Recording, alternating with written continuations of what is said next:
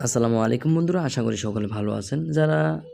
যাদের সিম বন্ধ হয়ে গেছে, দেখা গেছে এক্সাম্পল ধরে নিচ্ছি আমার আপনার একটা বাংলালিংক সিম রয়েছে, বাংলালিংক সিমটা বন্ধ হয়ে গেছে। সেই সিমে কিন্তু বিকাশ অ্যাকাউন্ট রয়েছে বা নগদ অ্যাকাউন্ট বা হতে পারে আপনার রকেট অ্যাকাউন্ট, উপায় অ্যাকাউন্ট রয়েছে, কিন্তু সেই নাম্বারে টাকাও আছে।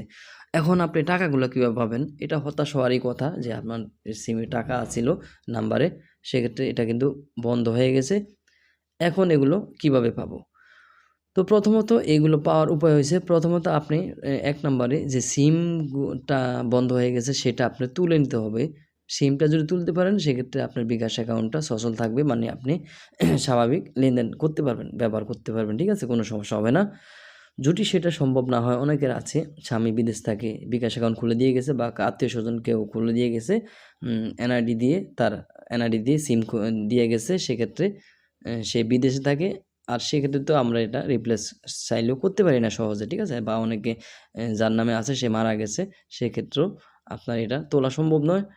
তো এখানে আপনি আরেকটা কাজ করতে পারেন, সে যদি তার নাম থেকে যদি এটা বন্ধ হয়ে যায়, সেক্ষেত্রে আপনার নতুন এনআইডি কার্ড নিয়ে আপনি চাইলে এই নাম্বারটা তুলতে পারবেন। অবশ্যই যদি বাংলালিংক সিম হয়, বাংলালিংক কাস্টমার কেয়ারে যেতে হবে, বা এয়ারটেল সিম হয়, যে কোম্পানির সিম হয় সে কাস্টমার কেয়ারে যেতে হবে, ঠিক আছে? গিয়ে এটা রিপ্লেস করতে পারবেন। ২ নাম্বার আছে এখানে, যদি রিপ্লেস করতে না পারেন সেক্ষেত্রে আপনার নাম্বারটা পরিবর্তন করতে হবে। অবশ্যই আপনাকে এনআইডি কার্ডটা নিয়ে কাস্টমার কেয়ারে যেতে হবে, সেখান থেকে আপনি এই নাম্বারটা নতুন নাম্বারে নিতে পারবেন, ঠিক আছে? আগের নাম্বার থেকে কেটে নতুন নাম্বারে নিতে পারবেন। অবশ্যই এখানে আপনার কিছু প্রয়োজন লাগবে, সেটা হলো আপনার লাগতে পারে জাতীয় পরিচয়পত্র নাম্বার না, এনআইডি কার্ড লাগবে, পুরাতন নাম্বারের কিছু তথ্য লাগবে যে কার নামে ছিল এটা, ঠিক আছে?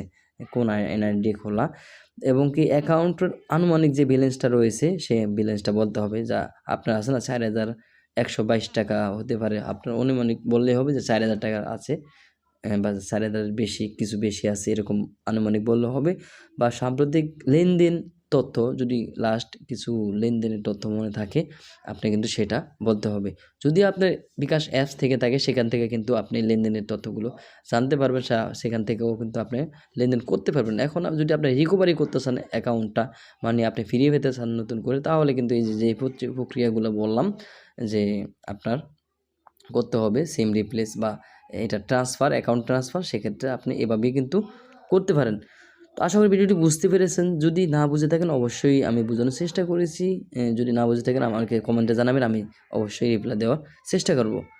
ভিডিওটি চ্যানেলটি সাবস্ক্রাইব করে পাশে বেল বাটনটি অন করে দিবেন। আর ভিডিওটিতে একটি লাইক দিবেন আর শেয়ার করে দিবেন, অনেকের উপকারে আসবে।